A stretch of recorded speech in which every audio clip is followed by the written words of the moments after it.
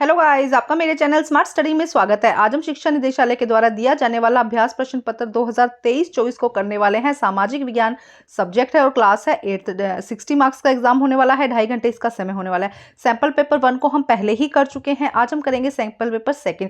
First का हिंदी और English medium दोनों बना चुकी हूँ। सामाजिक विज्ञान का मेरे चैनल पर आपको सभी सब्जेक्ट के सैंपल पेपर मिल जाएंगे। तो आइए स्टार्ट करते हैं सैंपल पेपर। अगर अभी तक आपने मेरे चैनल को सब्सक्राइब नहीं किया तो प्लीज़ सब्सक्राइब कर दीजिए और वीडियो को लाइक ज़रूर कर दीजिएगा। तो आइए स्टार्ट करते हैं। सबसे पहले हम लेते हैं सेक्शन ए। सेक्शन कै दिया गया है जिसके अंदर 15 क्वेश्चन है, ऑब्जेक्टिव टाइप है, 1 मार्क्स के हैं सभी क्वेश्चन। तो आइए देखते हैं फर्स्ट क्वेश्चन में क्या कहा गया है। सार्वभौमिक वयस्क मताधिकार का अर्थ क्या है। तो सार्वभौमिक वयस्क मताधिकार का अर्थ होता है कि देश के सभी वयस्क क्या कर सकते हैं, वोट देने का अधिकार होता है। तो ए आंसर यहाँ पे क्या हो जाएगा, सही हो जाएगा। देश के सभी वयस्क नागरिकों को वोट देने का अधिकार है। धार्मिक समूह है, शिक्षित व्यक्ति या संपत्ति के आधार पर हम वोट नहीं करते हैं। वयस्कता के आधार पर क्या किया जाता है, वोट किया जाता है। वयस्क मतलब कि 18 ईयर से ऊपर जिनकी भी एज है वो क्या कर सकते हैं, वोट कर सकते हैं, चाहे वो मेल हो चाहे वो फीमेल हो। नेक्स्ट क्वेश्चन देखते हैं। नेक्स्ट क्वेश्चन में क्या कहा गया है। लोकसभा में सत्तारूढ़ दल का नेता कौन होता है। तो सत्ता दल जो रूढ़ का नेता कौन होता है, प्रधानमंत्री। बी आंसर यहाँ पे क्या हो जाएगा, सही हो जाएगा। उसके बाद नेक्स्ट देखते हैं हम क्वेश्चन नंबर 3। देखिए क्या कहा गया। भारत में न्यायालयों के कितने स्तर है। न्यायालय मतलब कि जो यहाँ पे हम कहे उनके कोर्ट के जो न्यायालय हैं उनके कितने स्तर होते हैं, 3 स्तर। सी आंसर यहाँ पे सही हो जाएगा। क्वेश्चन नंबर 4 देखिए आप। दहेज लाने के लिए महिला को परेशान करना किसके अंदर आता है, आपराधिक कानून के अंदर आता है। ए आंसर यहाँ पे सही हो जाएगा। उसके बाद क्वेश्चन नंबर 5 में देखिए। भारतीय संविधान के अनुसार किस अनुच्छेद के तहत अस्पृश्यता को समाप्त किया गया है। तो एज पर अनटचेबिलिटी, तो ये आ जाएगा सी। अनुच्छेद 17 के अंदर क्या किया गया है, इस चीज को समाप्त किया गया है, जो अनुच्छेद 17 इसका आंसर हो जाएगा। Question number 6। भारतीय संविधान के जनक के रूप में किसे जाना जाता है। तो भीमराव अंबेडकर भारतीय संविधान के जनक के रूप में आते हैं। ए आंसर यहाँ पे सही हो जाएगा। क्वेश्चन नंबर हम 7 देखते हैं। अंतर फसल किसे कहा जाता है। हम क्वेश्चन नंबर 7 देखते हैं। अंतर फसल मिट्टी को बारिश से बचाने के लिए अलग अलग फसलें वैकल्पिक पंक्तियों में उगाई जाती है और अलग अलग समय पर बोई जाती है। फसलों को अलग अलग भूमि पर उगाना। फसलें पहाड़ी ढलान की रूपरेखा के समांतर उगाई जाती है। समान फसलों के लिए समान सपाट सतहों का उपयोग करना। तो ए आंसर यहाँ पे सही हो जाएगा इसका, कि अलग अलग फसलें लगाई जाती है और अलग अलग समय पे बोई जाती है। मतलब वैकल्पिक तौर पे अलग अलग, यहाँ पे अलग फसल, यहाँ पे अलग फसल, इस तरह से फसल लगाई जाती है, इसे अंतर फसल कहा जाता है। उसके बाद क्वेश्चन नंबर 8। रोपण कृषि से आप क्या समझते हैं। रोपण कृषि क्या होती है, एक व्यावसायिक खेती होती है जहां पर एक ही फसल को बड़ी संख्या में उगाया जाता है। तो 8th का आंसर हो जाएगा ए। उसके बाद नेक्स्ट क्वेश्चन देखते हैं, क्वेश्चन नंबर 9। क्वेश्चन नंबर 9 में क्या कहा गया है। पहली कपड़ा मिल मुंबई में कब स्थापित हुई। तो पहली जो मिल थी मुंबई में, हम यहाँ पे देखते हैं 1854 में। सी आंसर यहाँ पे क्या हो जाएगा, 9th में सी आंसर सही हो जाएगा। 1854 में स्थापित हुई थी। सिलिकॉन वैली कहाँ पर है। सिलिकॉन वैली बेंगलुरु में है। डी आंसर यहाँ पे सही हो जाएगा। नेक्स्ट देखते हैं क्वेश्चन नंबर 11। क्वेश्चन नंबर 11 में अंतिम शक्तिशाली मुगल शासक कौन था। तो आइए देखते हैं आंसर। तो देखो, अंतिम शक्तिशाली मुगल शासक कौन है, तो औरंगजेब। सी आंसर यहाँ पे सही हो जाएगा। नेक्स्ट देखिए। 1857 के विद्रोह में क्रांतिकारियों ने किसे अपना नेता घोषित कर दिया था। तो 12th में बहादुर शाह जफर को। ए आंसर यहाँ पे सही हो जाएगा। नेक्स्ट देखिए क्या कहा गया। Question number 13। शांति निकेतन की स्थापना किसने की थी। तो 13 में हो जाएगा सी, रविंद्रनाथ टैगोर ने। सी आंसर यहाँ पे सही हो जाएगा। क्वेश्चन नंबर 14 देखिए। बंगाल का विभाजन किस वर्ष शुरू हुआ था। तो 1905 में हुआ था। तो आंसर यहाँ पर बी आंसर जो है वो सही हो जाएगा। बी आंसर यहाँ पे सही हो जाएगा, 1905 में। उसके बाद क्वेश्चन नंबर 15 15 क्वेश्चन देखते हैं। संघवाद का अर्थ है।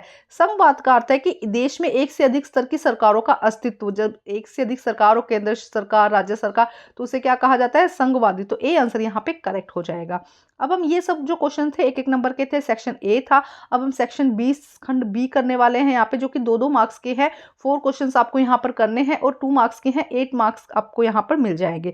तो आइए देखते हैं क्वेश्चन नंबर 2 का फर्स्ट। भारतीय संविधान के अनुसार अनुच्छेद 15 को संक्षेप में वर्णन करता है। तो अनुच्छेद 15 में क्या कहा गया है उसके बारे में हमें देखना है। आइए देखते हैं आंसर। तो तो आंसर में देखिए क्या लिखेंगे, अनुच्छेद 15 में प्रावधान है कि राज्य किसी भी जाति, किसी भी नागरिक के खिलाफ केवल धर्म, मूल वंश, जाति, लिंग या जन्म स्थान के आधार पर भेदभाव नहीं करेगा। मतलब कोई भी राज्य जो है वो किसी भी जाति, किसी भी व्यक्ति के अंदर, किसी भी नागरिक के अंदर धर्म के, मूल वंश कौन सा है, उसकी जाति कौन सी है, लिंग या जन्म स्थान कौन सा है, इसके आधार पर भेदभाव नहीं किया जाएगा। ये है अनुच्छेद 15 में। नेक्स्ट देखते हैं। स्टूडेंट आप चाहते हैं तो आप मेरा जो इंस्टाग्राम का चैनल है उसको भी फॉलो कर सकते हैं। उसकी जो आईडी है या वो जो आप पेज है मेरा, वो है स्मार्ट स्टडी 10 या स्मार्ट स्टडी 10 के नाम से है। आप इंस्टाग्राम पे जाकर इस चैनल को फॉलो कर दीजिए। यहाँ पर आपको सभी आंसर जो हैं वो बहुत ही ईजिली मिल जाएंगे, और जो क्वेश्चंस पेपर होंगे या जो भी इंपॉर्टेंट इन्फॉर्मेशन होंगी उसका आपको लिंक ईजिली मिल जाएगा, वहाँ से ईजिली चेक कर सकते हैं। इसके अलावा अगर कोई क्वेश्चंस हैं उनके आंसर आपको वहाँ पे मिल जाएंगे। तो इस चैनल को फॉलो कर लीजिए, ज़्यादा से ज़्यादा फॉलो कर लीजिए और लाइक कर दीजिएगा, जिससे कि हम आप अगर आपकी कोई क्वायरीज है उससे रिलेटेड, चैनल से रिलेटेड जो भी शॉर्ट में अगर आपको वीडियो चाहिए तो वो वहाँ पे अवेलेबल होंगे आपको, और आप इजीली वहाँ पर देख सकते हैं। तो आपके सामने मैंने लिंक, उसका आईडी का नेम लिख दिया है SMAR फिर -T, उसके बाद STUDY 10। यहाँ पे आपको ये जब आप टाइप करेंगे जाके तो आपको मेरा पेज खुल जाएगा, आप उसको लाइक कर सकते हैं। अब हम इसका जो और में क्वेश्चन दिया गया है, भारतीय संविधान के निर्माण में भीमराव अंबेडकर की क्या भूमिका है, उसके बारे में आपको बताना है। तो आइए करते हैं इस क्वेश्चन को। तो आंसर देखिए क्या कहा गया है। अंबेडकर उस प्रारूप समिति के अध्यक्ष थे जिन्हें संविधान के निर्माण में महत्वपूर्ण भूमिका निभाई। तो आप इस तरह से इजी शब्दों में लिखना है तो भीमराव अंबेडकर जी ने संविधान बनाने की जो प्रारूप समिति थी उसके अंदर महत्वपूर्ण भूमिका निभाई। संविधान का प्रारूप प्रस्तुत करने में, उस पर उठे विभिन्न प्रश्नों के उत्तर देने में तथा संविधान सभा के सुझावों के अनुसार आवश्यक परिवर्तन करने का कार्य डॉक्टर भीमराव अंबेडकर जी ने संभाला था। क्या क्या कार्य था उसका? प्रारूप, पहले एक प्रारूप, हमें कोई भी चीज़ की प्रारूप बनाना पड़ता है ना, उसकी एक कॉपी बनानी पड़ती है, भी क्या क्या काम करना है, फॉर्मेट बनाना पड़ता है, उससे जो प्रश्न है उनका आंसर और उसके सुझाव है उनमें परिवर्तन लाना, ये सारा काम भीमराव अंबेडकर जी ने संभाला था। नेक्स्ट देखते हैं। अब देखते हैं प्रश्न नंबर 3। उद्योगों की स्थिति को प्रभावित करने वाले कारकों का वर्णन कीजिए। उद्योगों की स्थिति को प्रभावित, उद्योगों को कौन कौन से कारक प्रभावित करते हैं, इसके बारे में हमें यहाँ पर बताना है। तो देखिए क्या आंसर हो जाएगा इसका।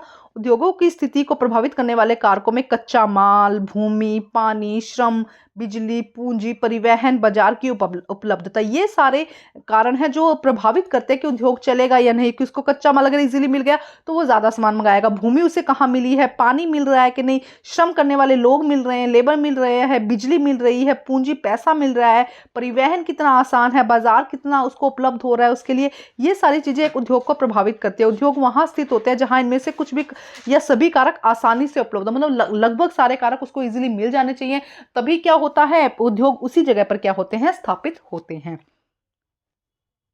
नेक्स्ट प्रश्न देखते हैं। उद्योगों का वर्गीकरण कैसे किया जाता है? तो आइए देखते हैं इसका आंसर। तो आंसर देखेंगे हम। उद्योगों को कच्चे माल के आधार पर, कि उसको कच्चा माल, रॉ मटेरियल क्या मिल रहा है, उसके आधार पर, उसके आकार में, छोटा आकार मतलब कि छोटा सा उद्योग है या लघु उद्योग या कुटीर उद्योग या हम कह देंगे बड़ा उद्योग है, उसके आधार पर। उसके बाद स्वामित्व के आधार पर, कि उसका स्वामित्व क्या है, निजी है या हम ये कह देंगे कि निजी है या सार्वजनिक है, इस तरह से उसको वर्गीकृत किया जा सकता है। इसको चाहे तो एनलार्ज करके लिख दो। लेकिन 2 नंबर का है, किस किस आधार पर, कच्चे माल को, उसको कौन सा कच्चा माल यूज कर रहा है, प्राकृतिक कर रहा है या किस तरह का कच्चा माल यूज कर रहा है, उसका आकार कैसा है, छोटा है, बड़ा उद्योग है, या उसका स्वामित्व कैसा है, निजी है या सार्वजनिक है, इसके आधार पर हम क्या करते हैं, उसको वर्गीकृत करते हैं। अब हम करते हैं क्वेश्चन नंबर 4। महात्मा गांधी क्यों चाहते थे कि स्कूलों में पढ़ाई का माध्यम भारतीय भाषा में हो?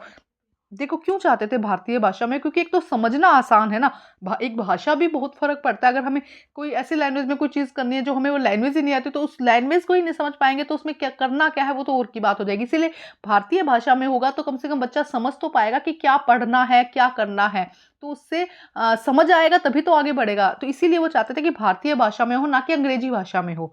देखते हैं इसका आंसर। तो देखो इसका आंसर क्या हो जाएगा। महात्मा गांधी ने दृढ़ता से महसूस किया कि भारतीय भाषा शिक्षण का माध्यम बनाना चाहती है। मतलब कि क्या कह रहे हैं कि भारतीय भाषा को ही क्या करना चाहिए, शिक्षण का माध्यम बनाना चाहिए, क्योंकि गांधी जी एक ऐसी शिक्षा चाहते थे जो भारतीयों को उनकी गरिमा आत्मसम्मान की भावना को पुनः प्राप्त करने में मदद करे, जो कि क्या करे उनकी।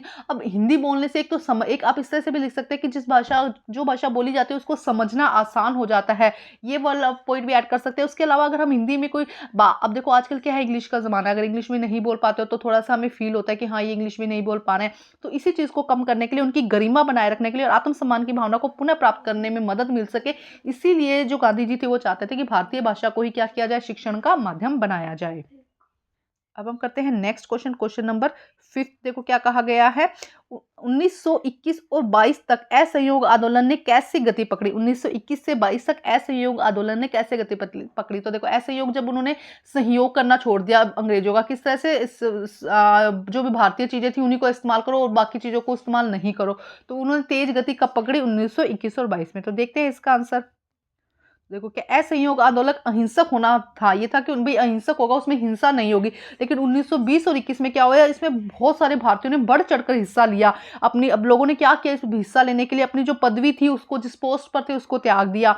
सरकारी शैक्षणिक संस्थानों में जो काम कर रहे थे, चाहे अदालतों में काम कर रहे थे, विदेशी वस्तुओं को उन्होंने उसको बहिष्कार किया, चुनावों का बहिष्कार कर दिया, अन्यतः करों का भुगतान, जो टैक्स लग रहे थे उनका उन्होंने देने से मना कर दिया। तो इस समय क्या होता है, बच्चे जो थे उन्होंने स्कूल जाने से मना कर दिया, कॉलेज जाने से मना कर दिया। तो इस समय इसीलिए जो असहयोग आंदोलन था, उन्होंने 20-21 में क्या करा, बहुत तेजी से क्या बढ़ा, उसने उछाल आया उसके अंदर। तो ये सब रीजन थे, क्योंकि लोगों ने पोस्ट छोड़ दी, सरकारी नौकरियां छोड़ दी, अदालतों में जाना छोड़ दिया, विदेशी वस्तुओं को लेना छोड़ दिया, चुनावों का बहिष्कार किया, टैक्स देना मना कर दिया, बच्चों ने स्कूल और कॉलेज जाना छोड़ दिया, जिसकी वजह से क्या हुआ, इसके अंदर उछाल आया।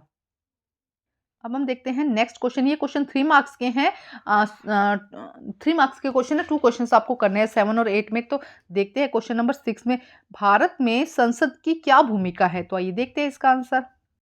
आंसर देखो क्या कहा गया है, किसी देश की लोकतांत्रिक व्यवस्था में संसद की अहम भूमिका होती है। लोकतांत्रिक व्यवस्था के अंदर संसद की अहम भूमिका होती है। इसके प्रमुख कार्यों में कानून बनाना, संसद के क्या क्या कार्य है, देखो कानून बनाना है, लोगों के हित का प्रतिनिधित्व करना, मतलब कि लोगों को अच्छाई के लिए काम करना, सरकार के कार्यों की निगरानी करना, सरकार क्या कर रहा है उसकी निगरानी करना, महत्वपूर्ण राष्ट्रीय मुद्दों पर चर्चा करना शामिल है। इसीलिए जो संसद है उसकी महत्वपूर्ण भूमिका, ये सब मेजर काम है ना, बड़े बड़े काम है जो एक अकेला व्यक्ति नहीं कर सकता। पूरे देश के जो प्रतिनिधित्व है चुनकर इस देश के लिए काम करते हैं और इन चीजों पे काम करते हैं कि कानून बनाना, हितों का प्रतिनिधित्व करना, सरकार का कार्यों की निगरानी करना और महत्वपूर्ण राष्ट्रीय मुद्दों पर चर्चा करना। अब हम करते हैं इसके अथवा में जो क्वेश्चन है, गठबंधन सरकार से आप क्या समझते हैं। तो गठबंधन सरकार क्या होती है, कई बार क्या होती है, एक रूलिंग पार्टी होती है, पक्ष मतलब जो जीत जाता है उसे हम रूलिंग पार्टी कहते हैं। उसके अलावा कई और पार्टियां भी होती है, राजनीतिक पार्टी होती है, तो वो क्या करते हैं, आपस में मिल जाते हैं, मिक्स होकर मिलकर काम करते हैं, तो उसे हम क्या कहते हैं, गठबंधन कहते हैं। इसका आंसर देखते हैं हम।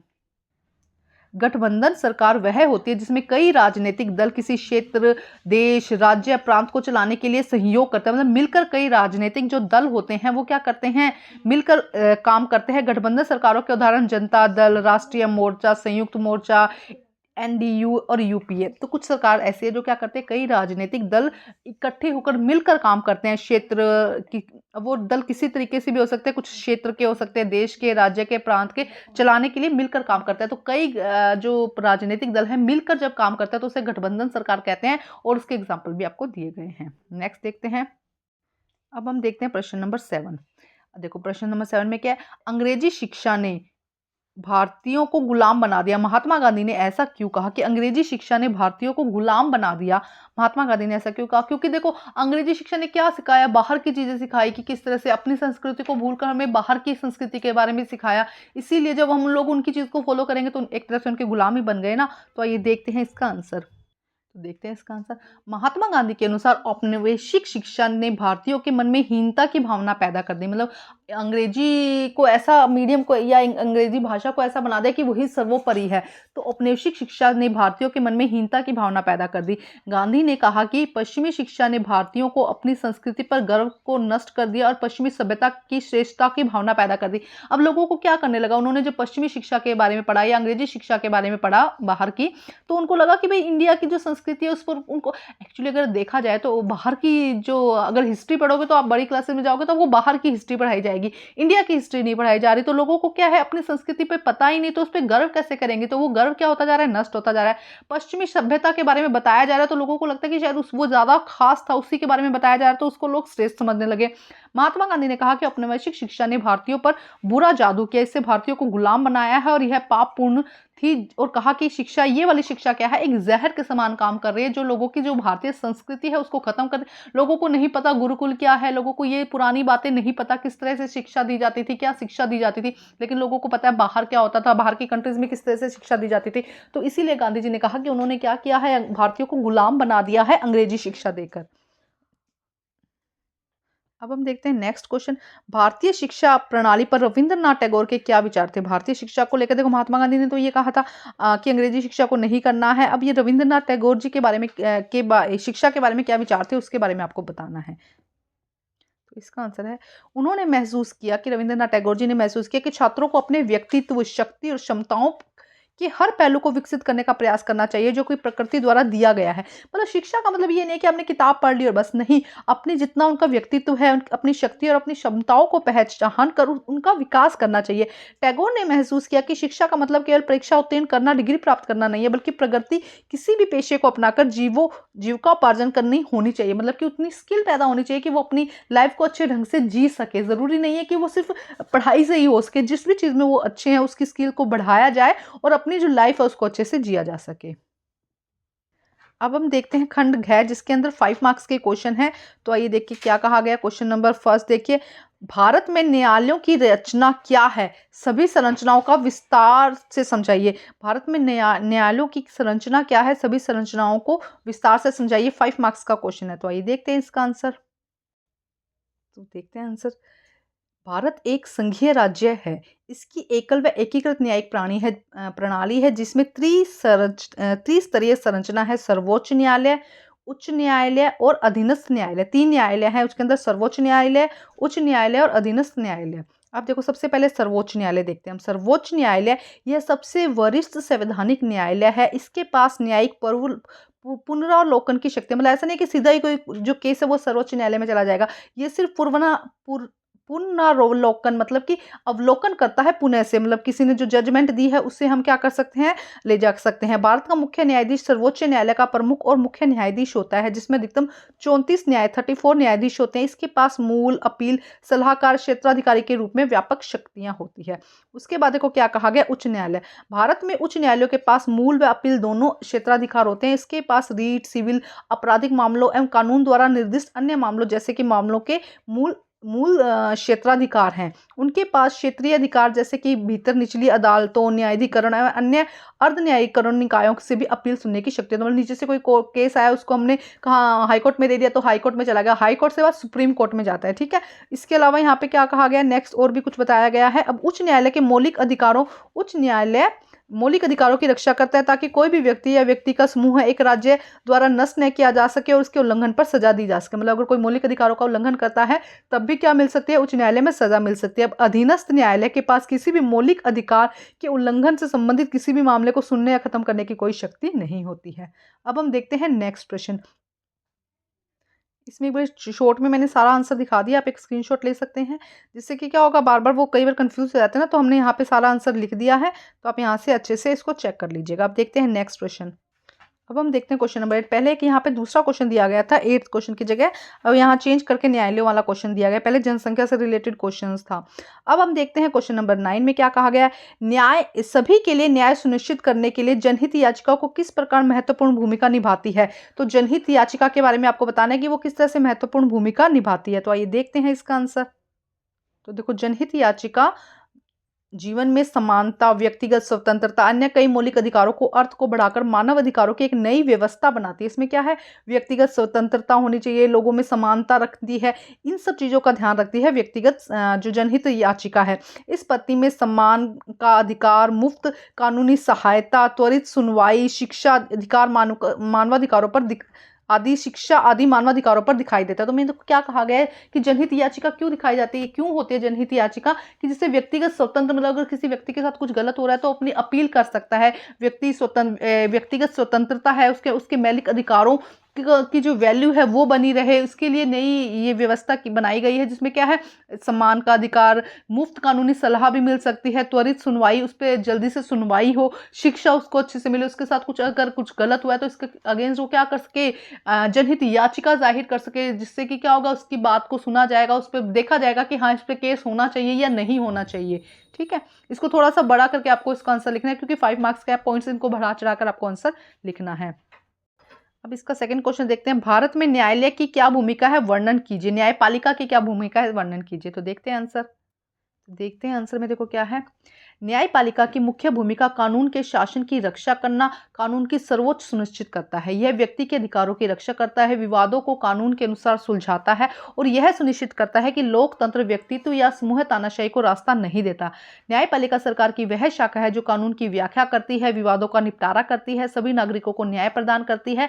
न्यायपालिका को लोकतंत्र का प्रहरी या संविधान का रक्षक भी माना जाता है। तो देखो क्या है मेन भी, कानून बनाना और उनकी पालना करना, ये क्या है, न्यायपालिका। अगर कहीं कुछ गलत हो रहा है तो वो केस करेगा और फिर जज सही बताएगा कि सही क्या है, गलत क्या है। तो इन सब चीजों के बारे में समझना ही न्यायपालिका। इनको अपने शब्दों में लिखना होता है, ऐसे क्वेश्चंस को ना, बस आपको बेसिक पता होना चाहिए और अपने शब्दों में आप बढ़ा चढ़ाकर इसको लिख दो, 5 नंबर आपके कहीं पे भी नहीं जाएंगे। तो आपको समझा दिया गया है कि मेन आप क्या लिखेंगे, कोई विवाद हो, व्यक्तिगत अधिकार हो, मौलिक अधिकार की रक्षा करना हो, कानून की शासन की, कानून बनाना नहीं कहेंगे हम, ये कहेंगे कानून के शासन की रक्षा करना सर्वोच्च कानून को निश्चित करता है। ठीक है, आई होप कि आपको समझ आ गया होगा। अब हम करते हैं नेक्स्ट क्वेश्चन।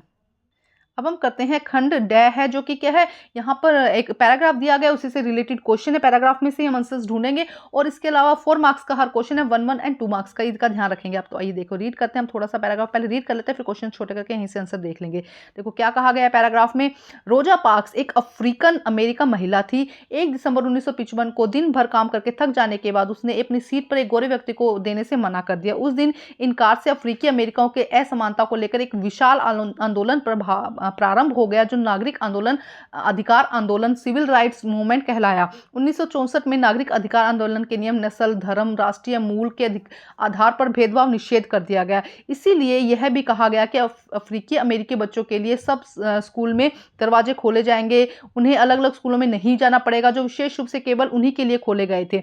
इतना होने के बावजूद भी अधिकांश अफ्रीकी अमेरिकी गरीब हैं। अधिकतम अफ्रीकी अमेरिकी उच्च केवल ऐसे सरकारी स्कूलों में प्रवेश लेने के सामर्थ्य रखते हैं जो कि कम सुविधाएं हैं, कम योग्यता वाले शिक्षक हैं, जबकि गोरे विद्यार्थी निजी स्कूलों में जाते हैं, उन क्षेत्रों में रहते हैं जहां सरकारी स्कूलों का स्तर निजी स्कूलों के जैसा ही ऊंचा है। तो अब यहाँ पे कुछ क्वेश्चन है, उनको हम सोल्व करते हैं। तो आइए देखते हैं क्वेश्चन आंसर। रोजा पार्क कौन थी? तो यहाँ पे देखो फर्स्ट लाइन में लिखा है, रोजा पार्क एक अफ्रीकन अमेरिका महिला थी। बस इतना ही आप लिख सकते हैं। ठीक है, चाहे तो ये लिख सकते हैं 1 दिसंबर 1955 को दिन भर काम करके थक जाने के बाद। थोड़ा अगर डिटेल में लिखना है तो आप पहले तो लिख सकते हैं एक महिला थी, दिन भर काम करने के बाद एक दिन उन्होंने अपनी सीट पर एक गोरे व्यक्ति को देने से मना कर दिया। मतलब किस लिए प्रचलित हुई, तो ये भी पता होना चाहिए। तो यहाँ से लेकर यहाँ तक आप फर्स्ट का आंसर लिख देंगे। 1964 का नागरिक अधिकार अधिनियम क्या कहता है? तो देखो यहाँ से आ जाएगा 19 नागरिक अधिकार अधिनियम में नस्ल, धर्म, राष्ट्रीय मूल के आधार पर भेदभाव करना निषेध है, मतलब मना है, भेदभाव आप नहीं कर सकते हो। तो ये हो जाएगा सेकंड का आंसर। उसके बाद थर्ड हम देखते हैं, थर्ड में क्या कहा गया, अधिकांश अफ्रीकी अमेरिकी बच्चे सरकारी स्कूल में क्यों पढ़ते हैं? तो यहाँ पे लिखेंगे अधिकांश, यहाँ से लिख देंगे अधिकांश अफ्रीकी अमेरिकी गरीब बच्चे हैं। अधिकतर अफ्रीकी अमेरिकी बच्चे केवल ऐसे ही सरकारी स्कूल में प्रवेश लेने के लिए सामर्थ्य रखते हैं जहाँ कम सुविधा और कम योग्यता वाले शिक्षक है। तो यहाँ से लेकर यहाँ तक ये हो जाएगा थर्ड का आंसर। ठीक है, फर्स्ट सेकंड थर्ड। पैराग्राफ में कोशिश ये करो कि पैराग्राफ से ही आंसर हो, क्योंकि एक्स्ट्रा कुछ लर्न नहीं करना पड़ेगा और वहीं से सीधे सीधे आपको इसके आंसर मिल जाएंगे। तो फर्स्ट सेकंड थर्ड तीनों ही क्वेश्चन हम कर चुके हैं। अब देखते हैं नेक्स्ट क्वेश्चन। नेक्स्ट में देखो पैराग्राफ दिया गया है, उसी से रिलेटेड क्वेश्चन है, तो हम पैराग्राफ को रीड करते हैं और उसके बाद आंसर देखते हैं। भूमि का उपयोग भौतिक कारकों द्वारा निर्धारित किया जाता है, जैसे स्थलाकृति, मृदा, जलवायु, खनिज, जल की उपलब्धता।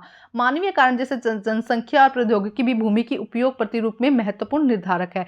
स्वामित्व के आधार पर भूमि को निजी भूमि, सामुदायिक भूमि में बांटा जा सकता है। निजी भूमि में व्यक्तियों के स्वामित्व होता है, जबकि सामुदायिक भूमि में समुदाय के स्वामित्व में होती है। सामान्य रूप से इसका उपयोग समुदाय से संबंधित व्यक्तियों के लिए किया जाता है, जैसे चारा, फलों, नट, औषधीय बूटियों को एकत्रित करना। इसे सामुदायिक भूमि को साझा संपत्ति संसाधन भी कहते हैं। जनसंख्या की मांग जनसंख्या और उसकी मांग सदैव बढ़ती रहती है, लेकिन भूमि की उपलब्धता सीमित है। स्थान के अनुसार भूमि की गुणवत्ता में अंतर होता है। लोगों में सामुदायिक भूमि पर व्यापीकरण, क्षेत्र बनाने, नगरीय क्षेत्रों में घर बनाने, ग्रामीण क्षेत्रों में कृषि योग्य भूमि का विस्तार करने और अनधिकृत हस्तक्षेप करना शुरू कर दिया है। आज भूमि का उपयोग प्रतिरूप से व्यापक रूप से परिवर्तन हमारे समाज में सांस्कृतिक परिवर्तनों को दर्शाते हैं। वर्तमान में कृषि निर्माण संबंधी गतिविधियों के प्रसार से निम्नीकरण, भूस्खलन, मृदा अपरदन, मृस्थलीकरण पर्यावरण के प्रमुख खतरा है पर्यावरण के लिए।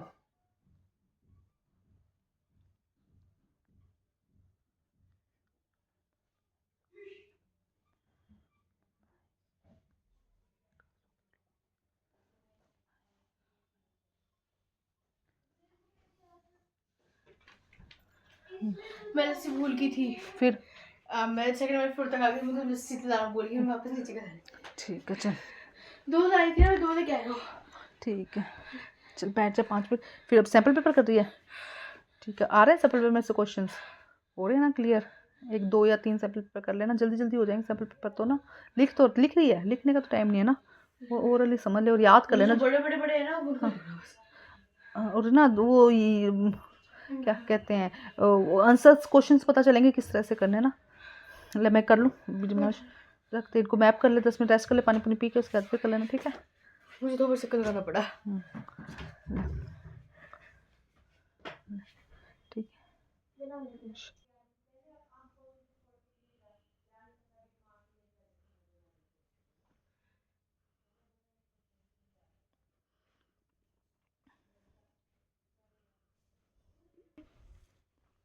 कीड़ा, हाँ चींटी है कि कीड़ा है? तुम्हें क्या दिखाना? ये क्या पड़ गई गंद? आने दिखाओ, क्या हो जाएगा? किया क्या हो जाएगा? शनन को निकलेगा। तू कर ली ओके टाइम वेस्ट करे भाई, मारो यहाँ हम तो जमा ही करना रहे। ये दीदी इलियां का बच्चा है। ओ क्या कर दिया? छान के देख ले। मैं अब तेरे थप्पड़ आएगा कोची तेरे गाल पे, एक देख ले, बाहर निकाल दूंगी, देख ले। मैं कड़ी नहीं खानी मैंने। नहीं छानन नहीं होगा। छान के देखो दीदी। हां है तो इधर भी देखो, कोने कोने में भी चल रही है। मैं उस दिन भी आई आ, एक तो बेसन फेंक के मैं पहला वाला कर मन लगा डब्बा धोड़ो हो के डब्बे मांज के साफ करके फिर सुखा के मौसम का वजह, लेकिन अब तो सर्दियां आ गई है, इन चालन तो ला दे सुमन इनु देख साइड में नीचे देखो, नीचे कहीं। चल मैं शान के देखूं, इन्हें तो है तो छोटा छोटा ही है तो सुमन। इल्ली बड़ी कटवा दीदी ने तो बेसन करने भी बंद करके वो फॉइल पेपर लगा, डब्बा चेंज करा एक तो इनको। हां डब्बा और पड़ा होगा डब्बा तो अपना यहाँ पे साइड पर छोटे छोटे तो मैं छेद थाली में शान के करके देखा मैं बना ले। आज पूज काट लिया, सब कुछ काट ली हो। बेसन तुम्हें और पड़े अपने, लेकिन पहले वो देखा एक पैकेट कौन पड़ा, तो कोई नहीं एक पैकेट पड़ा है। अच्छा फिर नहीं पता, मन लगा एक पैकेट और पड़ा है और शायद कौन है। ठीक है, ये बंद करना दरवाजा, गेट बंद करना, या गेट बंद करना। अरे छान रहे हैं ना, सही कर रहे हैं। ले जा गेट बंद कर दिया। मैं तो वैसे नहीं खाती गाड़ी, जिसको खाना उसको खिलाओ। मुझे ले जा हैं चींटियां ही ना हुआ कटाई देखना। ले चलिए गेट बंद कर दे, टाइट बंद कर देना बेटा, गेट टाइट बंद कर दे।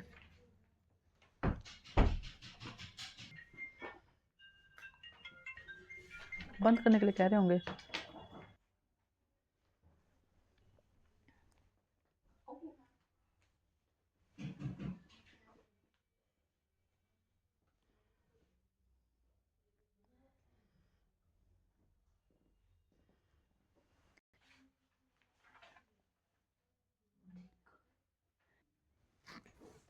इसमें नहीं है, उसमें है। नहीं वो पहले वाला जो मैंने बस नाम ही बोलने हैं। हाँ